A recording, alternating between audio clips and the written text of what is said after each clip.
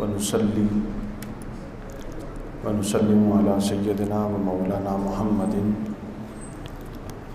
رسوله النبي المكين الحنين الكريم الرؤوف الرحيم. اما بعد، اعوذ باللہ من الشیطان الرجیم، بسم اللہ الرحمن الرحیم. اللہ رب العزت کا شکر ہے جس کی توفیق سے ہمیں یہ جمعۃ المبارک نصیب ہوا. آج ہم قرآن مجید کی روشنی میں اور قرآن مجید کے تناظر میں ایک نہایت اہم موضوع پر بات کریں گے جو ہم میں سے ہر انسان کی، ہر طالب علم کی، اور خاص طور پہ وہ لوگ جو اہل علم ہیں، طلباء ہیں، اساتذہ ہیں، علم و دانش والے لوگ ہیں، ان کی ضروریات سے متعلق ہے. اور وہ بنیادی چیز ہے پورے قرآن مجید کے اندر سے. وہ ایک بنیادی چیز ہے جو ہم میں سے ہر ایک کی ضرورت ہے. اور کوئی بھی پہلو اگر مس ہو جائے تو کام چل سکتا ہے، لیکن یہ پہلو اگر مس ہو جائے تو کام نہیں چل سکتا. اور وہ چیز یہ ہے کہ قرآن مجید میں تخلیق انسانی کے کون کون سے مقاصد بیان ہوئے ہیں. کتنے مقصد ہیں جو قرآن مجید انسان کی تخلیق کے ذیل میں لاتا ہے کہ میں نے اس کو اس لیے تخلیق کیا.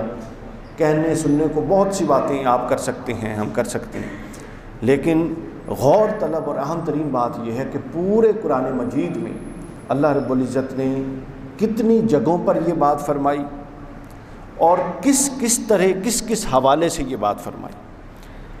اپنی دماغوں کو اور اپنے شعوروں کو میری طرف متوجہ کیجیے.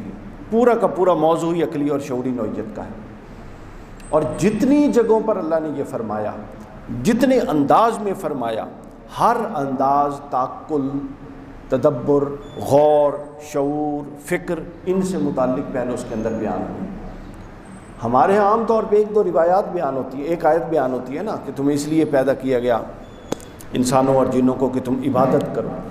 اور یہ بات بیان کر کے بڑا ہی ناقص تصور دے دیا جاتا ہے کہ تخلیق مقاصد تخلیق انسانی یہ ہے کہ وہ اللہ کی عبادت کرے. ایک آیت معروف، زیادہ معروف ہو گئی اس کو بیان کر کے، جبکہ وہ آیت اس پورے تصور کا ایک چھوٹا سا جزو ہے. قرآن مجید میں انسان کے مقاصد تخلیق 5 انداز میں زیر بحث آئے ہیں. یہ ذہن نشین رکھ لیجیے. کتنے انداز میں؟ 5 انداز قرآن اس کو زیر بحث لایا ہے. اور اگر پھر پورا خلاصہ اگر کوئی بیان کرے کہ پورے قرآن میں مقصد تخلیق انسانی ہے کیا، جس کو اساسی مقصد کہیں، بنیادی مقصد کہیں، اور باقیوں کو اس کے ارد گرد ذیلی مقاصد کہیں، تو وہ بنیادی اور اساسی مقصد آزمائش ہے. یہ دنیا امتحان گاہ ہے. اللہ رب العزت نے کتنے انداز بدل کے، کتنی مثالیں بدل کے، کتنے تناظرات بدل کے، کتنے اسالیب بدل کے بار بار متوجہ کیا کہ تم آزمائش میں ہو، اور میں اس انداز سے بھی تمہیں آزماتا ہوں، اس انداز سے بھی آزماتا ہوں، اس انداز سے بھی آزماتا ہوں. اور ان آزمائشوں کے بعد حاصل کیا کرنا ہے کہ ہم اس نتیجے پہ پہنچ جائیں کہ یہ ایک آزمائش گاہ ہے. اس کے کیے ہوئے ہر عمل کا ہم جواب دہ ہوں گے، اور اس دنیا کے کیے ہوئے ہر عمل کی بنیاد پہ آگے ہمارے مقام و مرتبے کا تعین ہوگا. بس یہ ہے کل فلسفہ، تاکہ ہم چھوٹے چھوٹے مفادات کے لیے بڑا نقصان نہ کر دیں. قرآن مجید میں ہے، چونکہ ہمارے پاس وقت بڑا محدود ہوتا ہے، تو قرآن مجید میں جو آزمائش کا پہلو بیان ہوا ہے کہ انسان کی تخلیق کا مقصد آزمائش ہے، یہ 13 آیات میں بیان ہوا ہے. اور لطف کی بات یہ ہے کہ 2 آیات کے علاوہ ہر آیت میں تناظر نیا ہے. 2 آیات میں جہاد کا تناظر، یعنی جہاد میں جو مشکلات آتی ہیں، سختی ہوتی ہے، پیاس ہوتی ہے، بھوک ہوتی ہے، دھوپ ہوتی ہے، شدت ہوتی ہے، جان جانے کا خوف ہوتا ہے، یہ تمام خوف اور خطر اپنی جگہ رکھ کے اللہ فرماتا ہے یہ 2 جگہوں پر آئے کہ اس طرح سے بھی میں آزماتا ہوں. علاوہ اس کے جو آیات ہیں 11 آیات، ہر آیت میں نیا تناظر بیان ہوا ہے آزمائش کا. بسم اللہ الرحمن الرحیم. یہ پہلی آیت سورہ المائدہ آیت نمبر 48 میں اللہ نے فرمایا ولو، یہ بہت اہم مضمون ہے، بہت اہم. اللہ نے فرمایا، آپ غور کیجئے، آج کا معاشرہ ذہن میں رکھ لیجئے اور ان آیات کو ذہن میں رکھ لیجیے. ہمارے ہاں پرابلم یہ ہو گیا اہل دین لوگوں کے ساتھ اور اہل مذہب لوگوں کے ساتھ کہ دین و مذہب کا تصور مسخ کر کے رکھ دیا ہم نے دین کا, اور کہیں قرآن کی روشنی میں معاشرہ زیر بحث نہیں آتا. نور و بشر کے مسائل زیر بحث آتے ہیں, کچھ چند فقہی مسائل زیر بحث آتے ہیں, حلال و حرام زیر بحث آتا ہے. اس معاشرے اور یہ مذہب کے سارے سبجیکٹ ہیں. یعنی ہم نے جب سے دین کو مذہب میں ٹرانسفارم کیا ہے تب سے دین کا تصور مسخ ہو کے رہ گیا. اب دیکھیے معاشرہ دیکھیے اور قرآن دیکھیے. قرآن کہتا ہے وَلَوْ شَاءَ اللَّهُ لَجَعَلَكُمْ أُمَّةً وَاحِدَةً. اگر اللہ یہ چاہتا تو تم سب کو ایک امت, ایک گروہ, ایک قوم جس بھی مفہوم میں نہیں بنا دیتا. یعنی ایک گروہ, ایک امت, ایک قوم وہ ہوتی ہے جس میں آپس میں اختلافات نہیں ہوتے, طبقات نہیں ہوتے, فرقے نہیں ہوتے, مسالک نہیں ہوتے, مکاتب نہیں ہوتے. اللہ چاہتا تو یہ کر دیتا, ولیکن لیکن اس نے ایسا نہیں کیا. اس لیے لِيَبْلُوَكُمْ فِي مَا آتَاكُمْ, تاکہ تمہیں آزمائے کہ اس اختلاف, اس الگ تشخصات, ان الگ تعارفات, ان الگ تعینات, ان الگ مکاتب, ان الگ مسالک, ان الگ مکاتب فکر, ان الگ طبقہ فکر, ان تمام کے ہونے کے باوجود یہ اس لیے رکھا کہ اللہ تمہیں آزمائے. فی ما آتاکم فاستبقوا الخیرات, تمہیں یہ آزمائے کہ ان جو ظاہری تشخصات اور تقسیمات ہے کیا یہ تمہیں اس اساس اور حقیقت سے جو خیر ہے جس کی طرف دوڑنا ہے, فاستبقوا الخیرات, اس کو متاثر تو نہیں کرنے پائیں کہ تم اصل مدعا اور مقصد کو بھول کر ان عارضی تشخصات اور تعینات میں ایسے کھو گئے ہو کہ تم حقیقت کو اور اللہ کو بھول گئے ہو, اور تمہارا کل کا کل اب نقطہ نظر یہ رہ گیا کہ میرے مسلک کا دفاع ہو وہ صحیح ہے یا غلط ہے, میرے نقطہ نظر کا دفاع ہو وہ صحیح ہے یا غلط ہے, اور اپنے علاوہ ہر ایک کو گمراہ سمجھتے ہو. اللہ نے فرمایا کہ ان تصور کے ذریعے, اس تصور کے ذریعے میں تمہاری آزمائش کر رہا ہوں. دیکھیے دنیا میں کوئی دو انسان ایک جیسے نہیں ہو سکتے, ہر ایک میں اپنا لیول ہے, غور و فکر کا انداز ہے. یہ اختلاف تو اللہ کا بنایا ہوا ہے, ایک جیسا کیسے ہو سکتا ہے؟ اصل یہ ہے کہ ہم اس اختلاف کے اندر اس اساس اور اس روح کو جو قرآن و سنت کی ہے قائم و دائم رکھیں. یہ ہے آزمائش کا پہلا طبقہ. اور فرقہ بندی نے جتنا نقصان دیا ہے اسلام کو, اب ہر بندے کی پہچان ہی اس کا فرقہ بن گیا ہے اور وہ اسلام کے دائرے سے نکل چکا ہے. وہ کہتا ہے اسلام کیا ہوتا ہے, یہ تو ڈھونگ ہے. ہمارا مسلک یہ, ہر بندہ اپنے آپ کو جنتی سمجھتا ہے اور اپنے ماں سوا ہر ایک کو جہنمی سمجھتا ہے. ہم میں سے ہر بندہ پیدائشی طور پہ یہ سمجھتا ہے کہ وہی حق پر ہے, اس کے علاوہ سب گمراہ ہیں. آپ سمجھ لیجئے کہ یہ سب تصورات ہی گمراہ ہیں. کتنا پڑھ لیا آپ کو پتہ لگ گیا کہ سارا حق آپ کے پاس ہے, صرف یہ موروثی عقائد ہے جو ہندو مت میں بھی منتقل ہو رہے ہیں, یہودیوں میں منتقل ہو رہے ہیں, عیسائیوں میں بھی منتقل ہو رہے ہیں, اسلام میں بھی منتقل ہو رہے ہیں. اصل وہ ہے جو اس کے اندر ہے, قرآن کے اندر. تو لہٰذا آزمائش کی ایک صورت یہ ہے کہ اللہ تمہیں آزما رہا ہے. یہ طبقات نقصان دہ نہیں ہے, یہ بھی اس آیت سے ظاہر ہوتا ہے. یعنی اگر تمہیں کوئی تشخص میسر آ گیا, کیا سر, کوئی تشخص میسر آ گیا, تم وہاں پہ اللہ نے تمہیں پیدا کر دیا, تو یہ نقصان دہ نہیں ہے. اصل آزمائش ہے ہی یہ کہ اس تشخص میں رہتے ہوئے تم اصل کی طرف رجوع رکھتے ہو یا نہیں رکھتے ہو, اس اصل کے بارے میں کلیئرٹی اور پہچان رکھتے ہو یا نہیں رکھتے ہو. اس عارضی تشخص کو کہ پورا صورت نہیں بنا لیتے, بلکہ تم اپنی, یہ جس طرح یہ کئی جسم اللہ نے بنائے, ان سب کے اندر اللہ نے اپنی روح پھونکی. کیوں؟ کیونکہ وہ روح ایک ہے اور وہ سب کو اللہ کی طرف متوجہ کرنے والی ہے. تو لہٰذا اپنی عارضی تشخصات کی بنیاد پر اگر کوئی فاستبقوا الخیرات کا رستہ اس سے ہٹ گیا تو یہ اس کے لیے بہت بڑی آزمائش ہوگی. پھر آگے فرمایا الی اللہ مرجعکم جمیعا, پھر تم سب نے اللہ کی طرف جمع بھی ہونا ہے. فینبئکم بما کنتم فیہ تختلفون, بہتر یہ ہے کہ ابھی سمجھ جاؤ کہ ان اختلافات کی اصل کیا ہے. نہ سمجھے تو جب اللہ کے پاس جاؤ گے وہ بتا دے گا کہ ان اختلافات کی اصل کیا تھی. یہ آزمائش کی ایک صورت بیان ہوئی.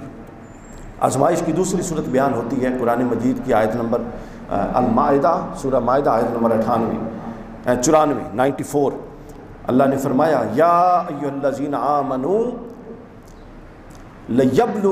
لیبلونکم اللہ بشیء من صید. اب یہاں پر ایک اور بہت غور طلب پہلو بیان ہو رہا. اے ایمان والو, اللہ تمہیں ایسے شکار, اب شکار کا حکم ہے جو جانوروں کا شکار ہوتا ہے نا, اب دیکھیے کہ حکم کیا بیان ہو رہا ہے، فقہی حکم، اور اس کے اندر سے اخذ ہم نے کیا کیا۔ اللہ نے فرمایا کہ اے ایمان والوں، اللہ فرماتا ہے کہ میں تمہیں ضرور آزماؤں گا اس شکار کے ذریعے جو تمہارے ہاتھ آ چکا ہے یا تمہارے نیزے کے نیچے آ چکا ہے، یعنی تمہاری گرفت میں ہے، تمہارے کنٹرول میں ہے، تاکہ اس شخص کے ذریعے اللہ یہ جان لے کہ وہ اللہ سے ڈرتا ہے یا نہیں ڈرتا۔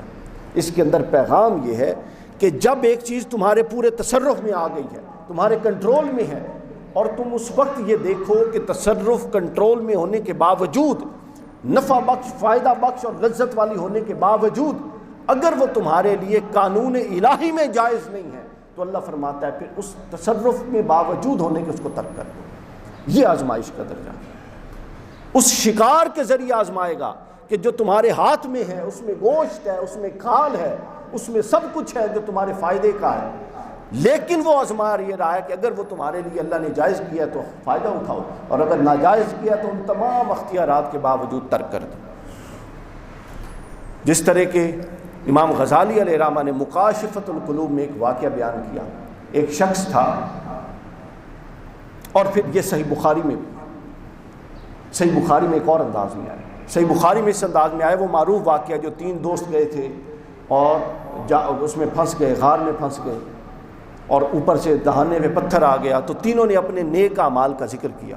اس میں سے بعض روایات میں ہے کہ ایک شخص نے یہ ذکر کیا کہ باری تعالیٰ تو جانتا تھا کہ میں اپنی کزن سے، چچا یا ماموں کی بیٹی سے محبت کرتا تھا، اور ایک دفعہ وہ میرے دام فریب میں آ گئی تھی، میرے تصرف میں بھی تھی، میں چاہتا تو اس کے ساتھ بدکاری اور برائی کر سکتا تھا، لیکن میں نے تیرے خوف میں آ کر اور تیرے ڈر کی وجہ سے ہاتھ اٹھا لیا اور ترک کر دی۔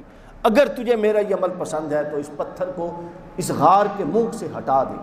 یہ کہنے کی دیر تھی کہ وہ پتھر غار کے منہ سے ہٹ گئے۔ تو سمجھیں آپ، یعنی جب آپ کے ایک تو برائی وہ ہے جو آپ کے ہاتھ میں ہی نہیں ہے، تو اس کو چھوڑنے کا کیا اجر ہوا، اور ایک برائی وہ ہے جو آپ کے ہاتھ میں ہے، آپ کے کنٹرول میں ہے، آپ کے ضبط میں ہے، آپ اس کو خرید سکتے ہیں، مال ہے، آپ اس کو پرفارم کر سکتے ہیں، طاقت ہے، اس کے باوجود محض اس لیے چھوڑ دینا کہ اللہ کی رضا کے خلاف ہے، یہ آزمائش ہے اس دنیا میں۔ ہم صرف اتنے نیک ہیں جو ہمیں میسر نہیں ہے، دیکھیں نا ساری سچی بات ہے، ہم اتنے نیک ہیں جو ہمیں میسر نہیں ہے، اور جو ہمیں میسر ہے اس کو کوئی چھوڑتا نہیں ہے۔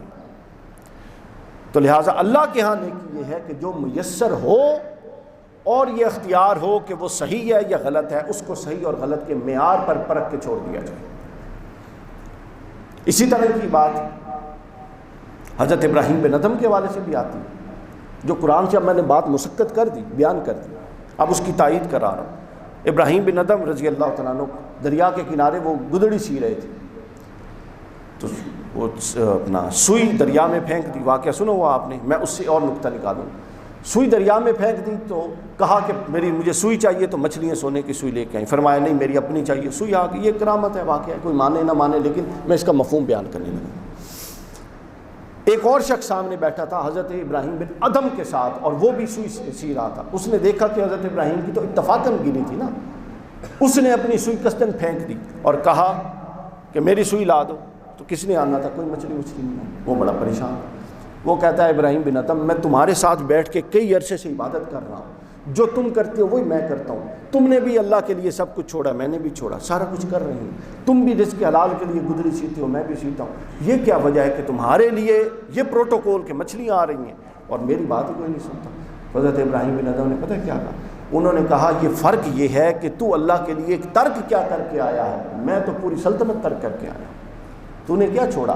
جب ہم اپنی 4 5 10 خواہشات جو ہمارے اندر اٹھتی ہیں اور ہم تنہائی میں بیٹھے ہوتے ہیں اللہ کی رضا کے لیے وہی ترک کرنے کو تیار نہیں ہیں، تو ہم مقامات کی خواہش این خیال است محال است و محال است جنو، یہ پاگل پن ہے، یہ معجزات کی دنیا نہیں، یہ اسباب ہے کرنے کی دنیا۔ تو آپ نے اگر ترک بھی کچھ نہیں کیا اور آپ سمجھیں کہ آپ پر انوار و تجلیات کی بارش ہو جائیں، تو اس سے بڑی تو بے وقوفی کو، یہ قرآن کے تصور کے ہی خلاف ہے، نص اور فلسفے کے ہی خلاف ہے۔ جس تصور کو قرآن ہمارے سامنے پیش کرتا ہے یہ اس سے صریح ٹکراتا ہے کہ آپ جو مرضی کرتے جائیں آپ پر اللہ کے انعامات ہوں گے۔ یہ چند مکاتب نے اپنے اوپر ایک ڈھونگ رچا رکھا ہے اللہ کی رحمت کے تصور کو مس انٹرپریٹ کر کے، حقیقی تصور یہ نہیں۔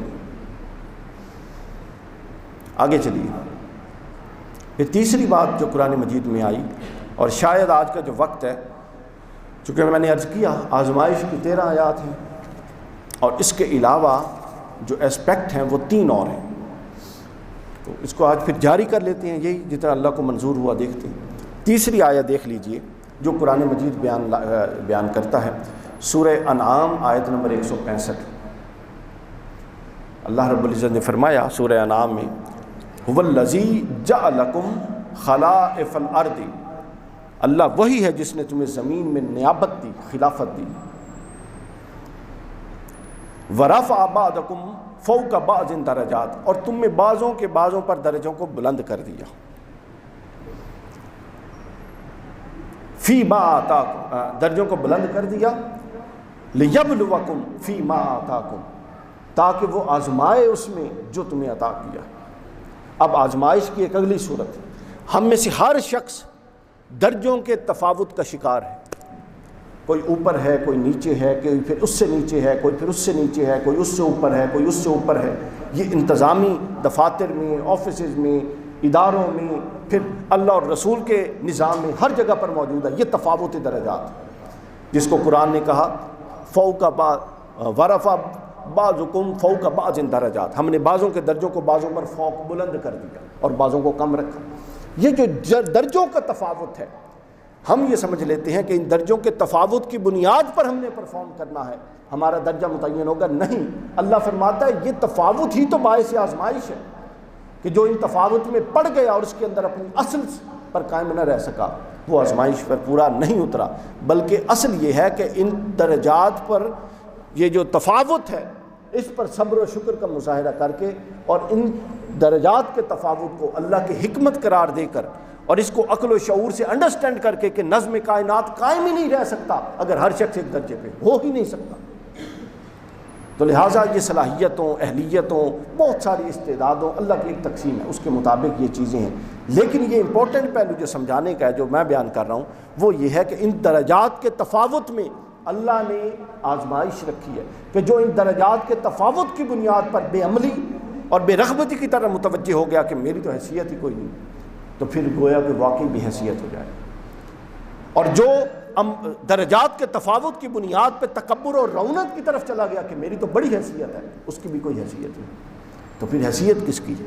حیثیت اس کی ہوگی جو درجات اور تفاوت کو، اس کو اللہ کی حکمت اور نظم کائنات کا حصہ سمجھے، اور جو ڈیوٹیز ہیں وہ ظاہری باطنی تقویٰ طہارت کے ساتھ اس کو پرفارم کرتا ہے۔ یہ ہے آزمائش۔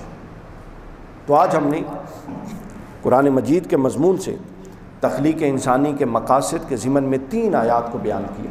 13 آیات ہیں آزمائش کے باب میں، اور 2 پہلو اس کے، اور 3 پہلو اس کے اور ہیں۔ تو انشاءاللہ آج یہ مضمون شروع ہو گیا، اللہ کو منظور ہوا تو اس کو اگلے جمعۃ المبارک مکمل کریں گے۔ والسلام وما علینا الا البلاغ۔